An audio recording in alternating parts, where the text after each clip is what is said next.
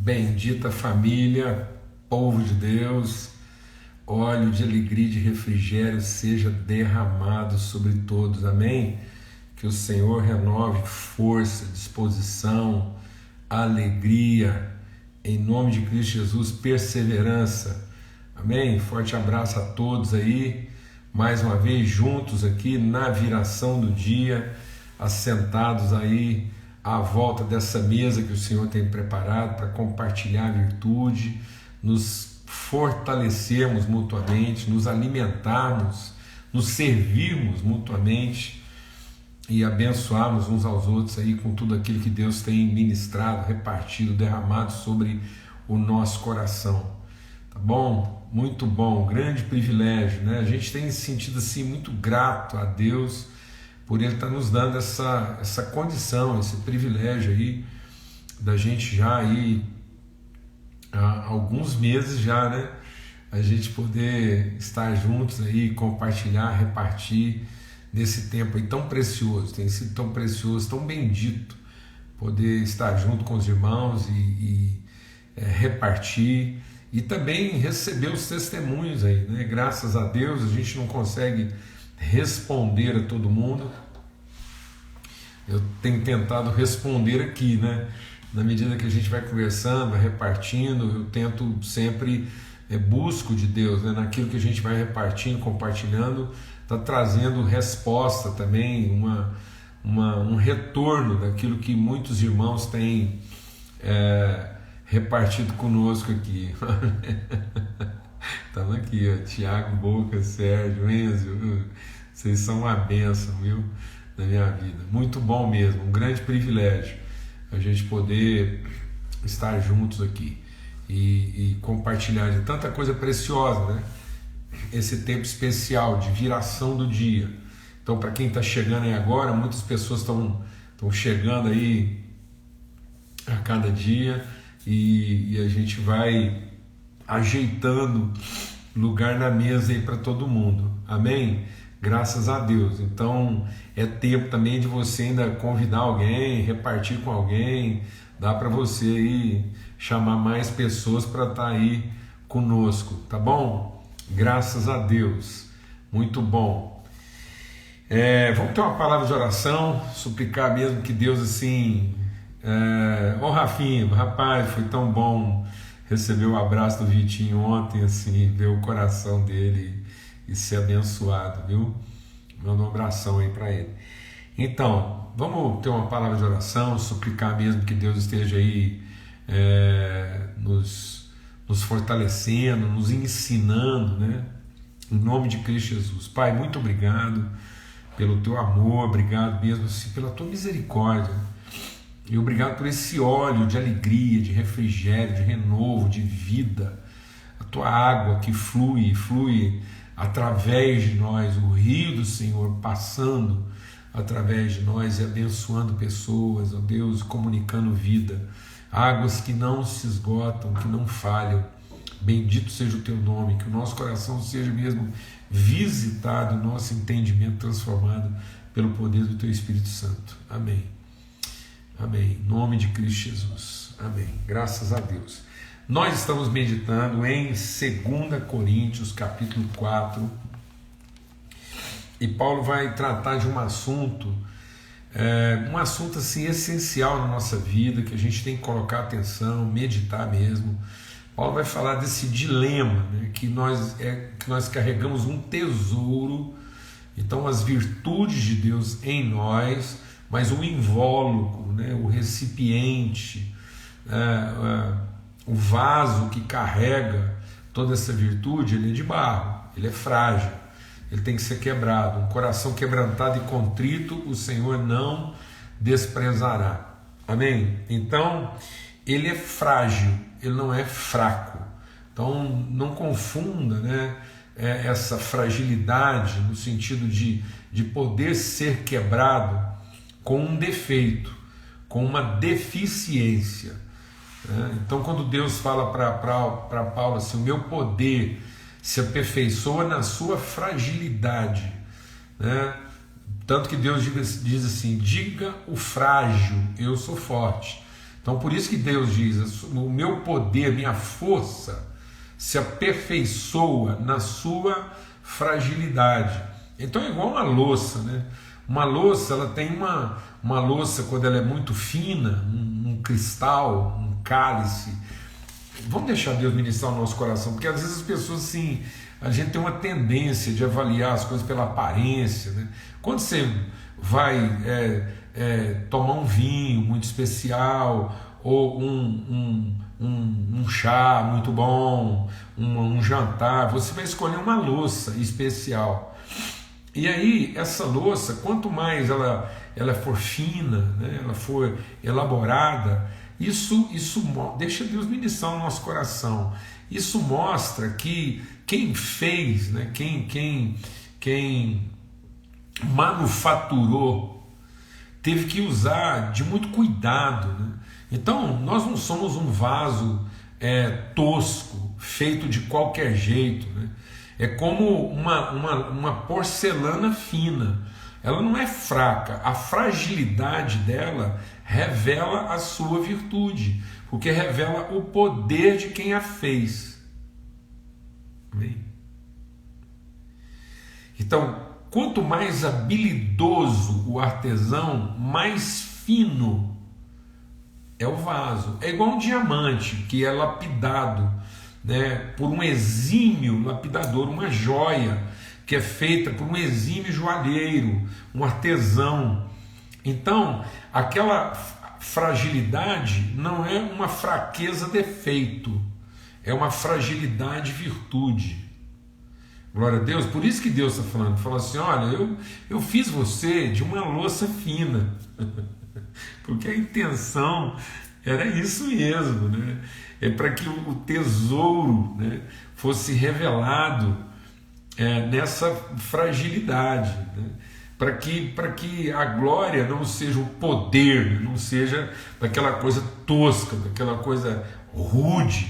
Glória a Deus, amados. Aleluia, glória a Deus. Então, 2 Coríntios, capítulo 4. Então, Paulo está dizendo isso, ele está dizendo: olha, das trevas resplandece a luz, versículo 6. Ele mesmo resplandeceu em nosso coração para iluminar. Deixa Deus ministrar o nosso coração, que a gente falou muito sobre isso ontem, e até sexta-feira a gente vai repetir, porque isso tem que lavar o nosso entendimento. Presta atenção no que Paulo está falando. Ele resplandeceu em nosso coração e não ao nosso coração. Amém? Então, quando Deus está trabalhando isso conosco, essa coisa da nossa leveza, da nossa fragilidade, no sentido de sermos instrumentos de Deus na revelação da sua glória, a gente está sempre insistindo aqui: não é a luz que resplandece é a luz que resplandece através de. Então Deus não quer apenas te iluminar, Deus quer te tornar luminoso, uma expressão visível. Amém? Glória a Deus. Então, a luz que resplandece, Ele mesmo resplandeceu em nosso coração, não ao nosso coração. Então a luz não brilhou ela brilhou em. Por isso que Jesus diz o quê? Assim brilhe a vossa luz. Glória a Deus. Não é a luz brilhe a vocês. Não. Aqueles que andavam em trevas viram grande luz. Viram grande luz porque ela brilhou em os filhos de Deus. Amém? Então ele continua: para a iluminação do conhecimento da glória de Deus na face de Jesus Cristo. Então nós assim como Jesus foi sendo revelado o Cristo, nós também, com o rosto descoberto, vamos revelando o mesmo Espírito de Cristo que estava sendo revelado através de Jesus, de modo que nós somos o corpo vivo de Cristo. Amém? Então ele era único, se tornou primeiro de muitos irmãos. Então temos, porém, então essa luz porém, é num vaso de quê? Num vaso de louça, num cristal fino. Amém? Para quê? Para que seja a excelência do poder de quem fez. A excelência seja de Deus. A excelência provém de Deus e não de nós mesmos. Então não é a nossa rudeza, não é a nossa resistência. Não, deixa Deus ministrar o nosso coração. É o nosso conhecimento. O que vai transformar as pessoas, porque às vezes as pessoas pensam que perseverança, que esperança é resistência. Não, não é resistência no sentido de resistir a. Não, é de prevalecer sobre. Glória a Deus, amados. Em nome de Cristo Jesus. De modo que nós não precisamos ter um coração endurecido. Nosso coração não é endurecido porque ele não é defensivo. Nós não temos, deixe Deus ministrar o seu coração. Nós não temos que fazer defesa, nós não temos que defender a nós mesmos. Quem nos acusará? Quem nos condenará? Quem se levantará contra nós em juízo? Amém? Então sai de qualquer posição. Se você adquiriu, se você é um casca grossa no sentido assim, de você adquiriu uma resistência, uma rudeza, uma agressividade defensiva, se você entrincheirou, se você se encapsulou, se você se armou, né, em defesa, você enrijeceu, você ficou rude, em nome de Cristo Jesus. Não, volte a ser aquele diamante lapidado, aquele cristal fino, aquela louça. Sabia que a louça chinesa, quanto melhor ela fosse, ela tinha que ser quase transparente, translúcida, né? Você colocava na luz assim, ela não impedia a passagem da luz. Coisa linda, maravilhosa. Uma louça boa, você conseguiria ver a marca impressa em relevo do outro lado da louça. Olha que coisa linda. Isso exigia de quem? Do prato? Não, isso exigia do artesão. Isso exigia lá do oleiro. Glória a Deus. Em nome de Cristo Jesus. E aí, então ele vai dizer o quê? Mas nesse contexto, exatamente, porque nós temos essa fragilidade, que não é fraqueza no sentido de defeito, mas é fragilidade no sentido de força, virtude, porque o poder de Deus se aperfeiçoa na nossa fragilidade. Ele diz assim, então em tudo somos atribulados. E a gente estava compartilhando então ontem, então todo o nosso desafio aqui é saber lidar com essa força que vem da nossa interioridade e a fragilidade em que isso está contido, né?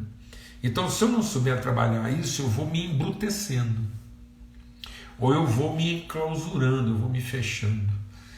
Então, a gente compartilhou ontem, durante toda a semana aqui, até agora, sexta-feira, aqui às 18 horas nessa mesa, a gente vai estar compartilhando sobre esse desafio, né? Do que é constrangedor e do que é comprometedor. Então, por conta da nossa fragilidade, por conta que a gente é de barro, Deus vai sempre permitir situações que sejam constrangedoras, mas não comprometedoras. Então, sabe a fazer diferença entre uma circunstância, constrangedora, e uma condição comprometedora. Por isso que Paulo vai elaborar isso. Ele vai dizer, olha, então do ponto de vista da nossa fragilidade humana, daquilo que é a nossa constituição humana frágil, então nós vamos sempre enfrentar situações constrangedoras. Então não queira se poupar, não pense que Deus vai poupar você do constrangimento. Porque é exatamente aí que está o segredo da revelação da virtude. Glória a Deus. Amém. E aí ele está dizendo o quê? Ele está dizendo assim, olha, em tudo nós vamos ser pressionados. Então tudo que você for fazer na vida, tudo que você for fazer, você vai enfrentar uma pressão contrária. Então, assim, não se iluda, não idealize situações assim, imaginando que você está sendo pressionado porque alguma coisa errada está acontecendo. Deixa Deus ministrar o seu coração. Muito provavelmente, você só não vai sofrer pressão contrária se você estiver fazendo alguma coisa errada. Para quem está fazendo a coisa errada, o vento vai sempre tocar a favor. Mas toda vez que você estiver cumprindo mesmo o propósito de Deus, então você espera para enfrentar o quê? Uma força, uma pressão contrária. Agora, Paulo está dizendo o seguinte, que o fato de eu ser pressionado, o fato de eu ser atribulado, o fato de a gente viver aflição, porque Jesus disse o quê? Nesse mundo tereis aflições. O que são aflições? São forças contrárias, são pressões contrárias. Agora, nós não podemos ficar então o quê? Deprimidos. Ele diz, então apesar de nós sermos atribulados, nós não ficamos ansiosos, nós não ficamos deprimidos, né? Nós não ficamos o quê? Esmagados, a gente não fica impedido. Então, em nome de Cristo Jesus, o que acontece? O que é um estado depressivo no sentido físico? O que é a equação física de uma depressão? É uma depressão porque é um gradiente negativo de pressão. Ou seja, existe uma pressão maior causando uma depressão. Porque existe uma pressão menor que não resiste à pressão maior. E aí agora que está um segredo na vida. Muitas pessoas estão gastando tempo, jejum, buscando, clamando, pelejando. É uma luta, uma peleja. É bem caipira mesmo. É pelejando, porque é o sentido da peleja. E muita gente pelejando para lá buscar de Deus que a coisa alivia, porque ele está querendo resolver o problema dele, aliviando a pressão externa. E Jesus está dizendo para nós que a única forma de enfrentar as aflições, as pressões, né, essas forças contrárias é com bom ânimo. Ou seja, é exercendo uma pressão de dentro para fora que seja maior do que a pressão que você está recebendo de fora para dentro. Então não peça para Deus diminuir a pressão de fora, mas busque em Deus condições de aumentar a pressão de dentro. Quem tem que ficar deprimido é quem está te oprimindo. Então todo lugar que Jesus chegava, os capetas ficavam deprimidos. Entendeu? Então minha oração hoje é que o diabo viva em estado de depressão com você. Porque toda vez que ele exercer uma pressão contra você, você exerce uma pressão maior sobre ele. Glória a Deus. Com o quê? Com bom ânimo. Bom ânimo. Amém? Em nome de Cristo Jesus, o que é bom ânimo? Espontaneidade. Então, busca de Deus agora, fala assim, Deus, eu quero ter um caráter espontâneo. O que é espontâneo? Eu não vou fazer nada na minha vida buscando algum tipo de recompensa. Então, tudo na minha vida vai ser de dentro para fora. É a luz que brilha em e através. É a água que vai do meu interior, do seu interior fluirão rios de água viva. Então é com bom ânimo, com boa disposição. Veja o que Jesus falou para aquela mulher samaritana e em alguns minutos a vida dela mudou. Aquela mulher estava num estado depressivo, tudo ela achava difícil, tudo estava difícil para ela. Nada funcionava, tudo errado em todas as áreas da vida dela. E Jesus disse, se você soubesse o que Deus já te deu, do seu interior fluiria um rio de água viva. Aquela mulher fez o que? Ela deixou para trás o seu cântaro vazio. De onde vinha o estado depressivo daquela mulher? Porque tudo na vida dela fluía de fora para dentro. E por que tudo na vida dela fluía de fora para dentro? Porque a garrafa dela estava vazia. Porque ela estava esperando encher a garrafa dela de fora para dentro. Deus não fez você uma garrafa que tem que ser cheia todo dia. Deus fez você uma fonte que transborda o dia todo. Vou falar devagar. Deus não fez de você uma garrafa que tem que ser cheia todo dia. Deus fez de você uma fonte que jorra o dia todo. nunca mais levante de manhã para buscar o que está te faltando. Mas acorde todos os dias, se esforçando para entregar o que você ainda não entregou. Viva a vida no verdadeiro sentido da sua pressão. Glória a Deus. Então você vai passar por muitas circunstâncias constrangedoras, porque às vezes as pessoas nem vão querer receber o que você tem para entregar. Interessa. Você continua entregando.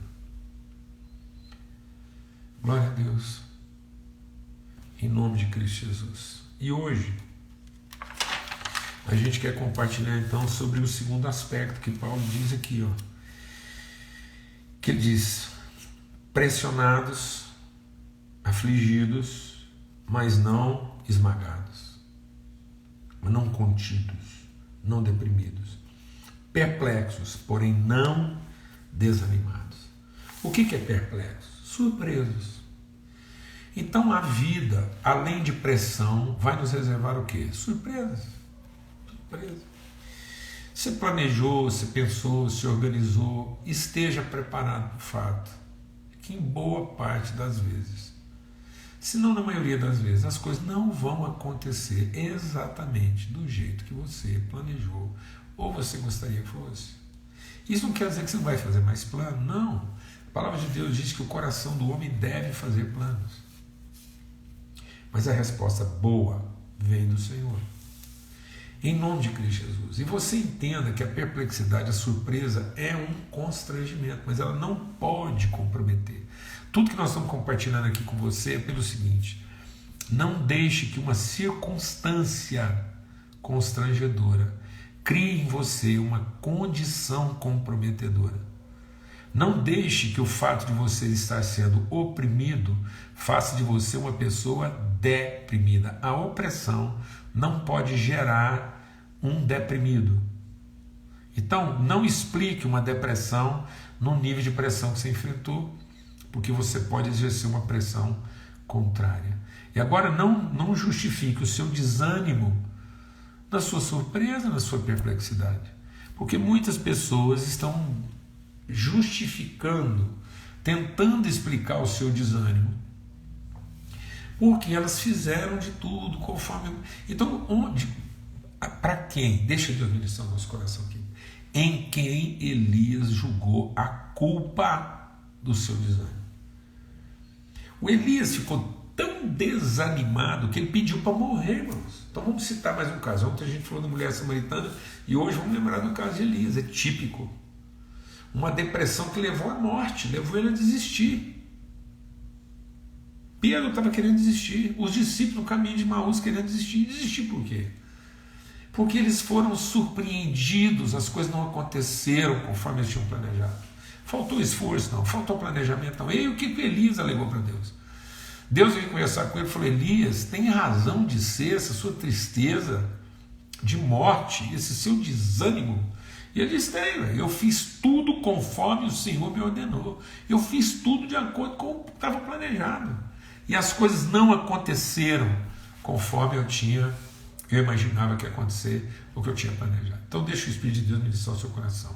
O que está desanimando você não é a dificuldade, não é a circunstância constrangedora. O que está desanimando você é o fato de você ter colocado a sua confiança na sua expectativa. Muita gente confunde, deixa Deus ministrar o nosso coração aqui hoje. Muita gente confunde esperança com expectativa. A esperança é a convicção inabalável e constante daquilo que pode, daquilo que está determinado por Deus para ser. Então, eu não tenho expectativa a respeito das pessoas, eu tenho esperança a respeito delas.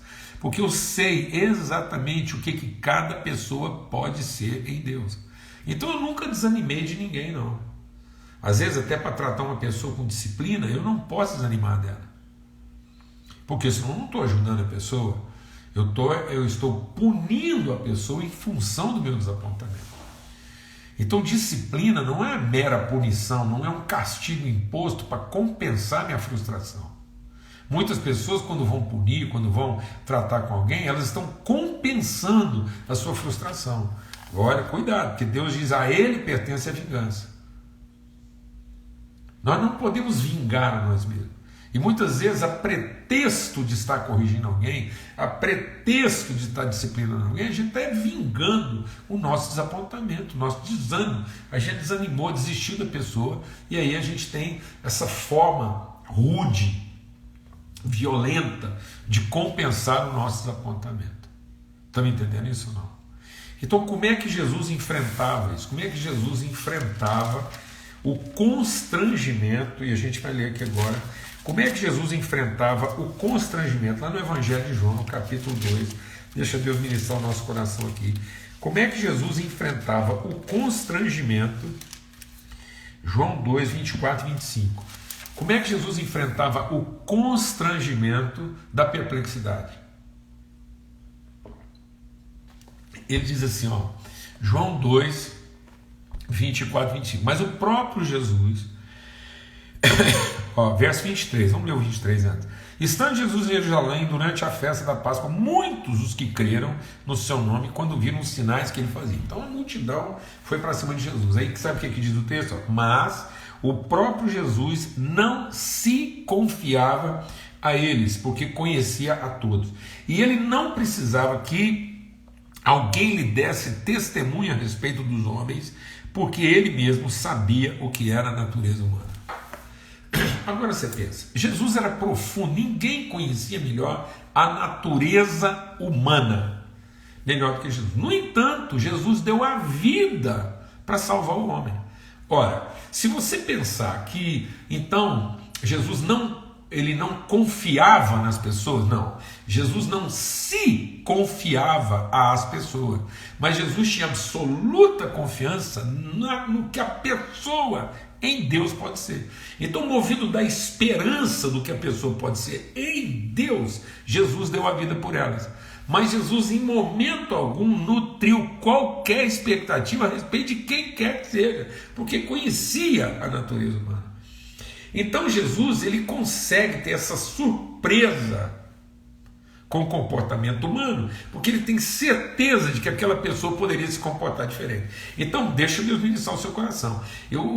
O fato de você não ter surpresa quanto à forma quanto a pessoa se comporta, não quer dizer que você está desanimado dela, você desistiu e fala, não, isso aí não tem jeito não. Não, eu continuo tendo esperança. Então toda vez que ela fizer uma coisa errada, vai ser para mim uma surpresa.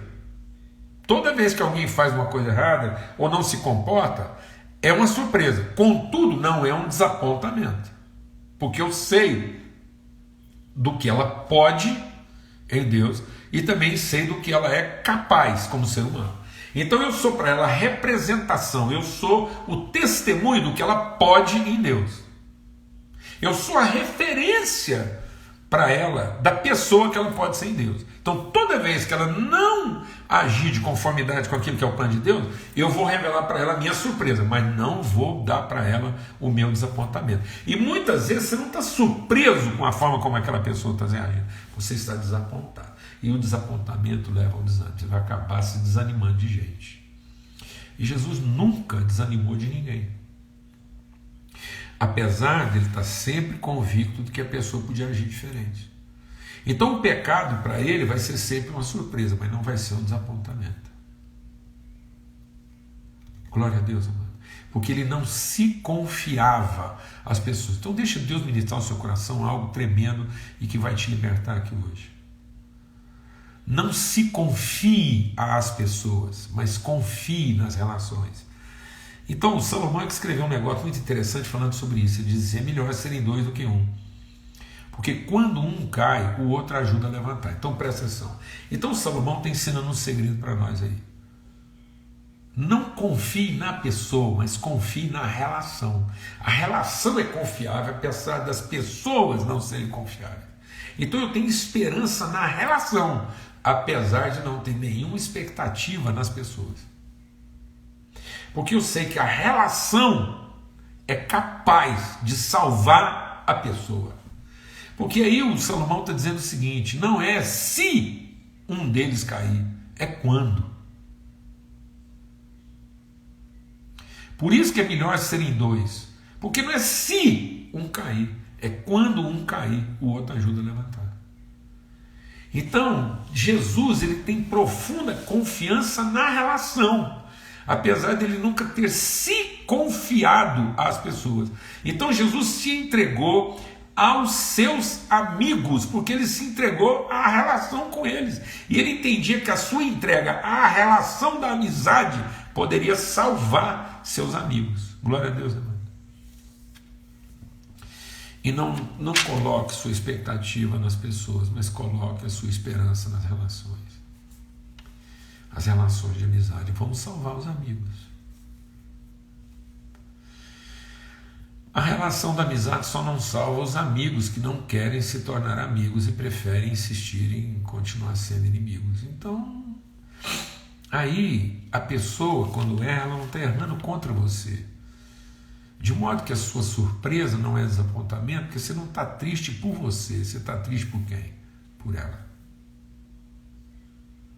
Então não deixe que brote no seu coração nenhuma raiz de amargura. Nenhuma raiz de amargura, porque ela contamina.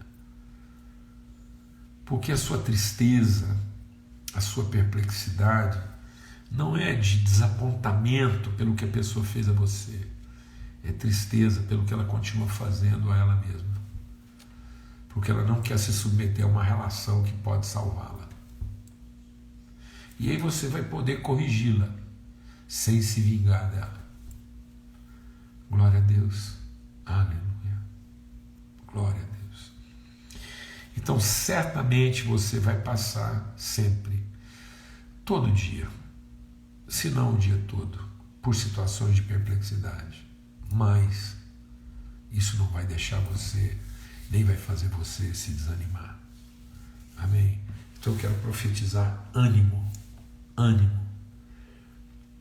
mesmo. Eu quero profetizar assim uma disposição, um vigor renovado no seu coração, apesar de toda a perplexidade e apesar de toda a opressão.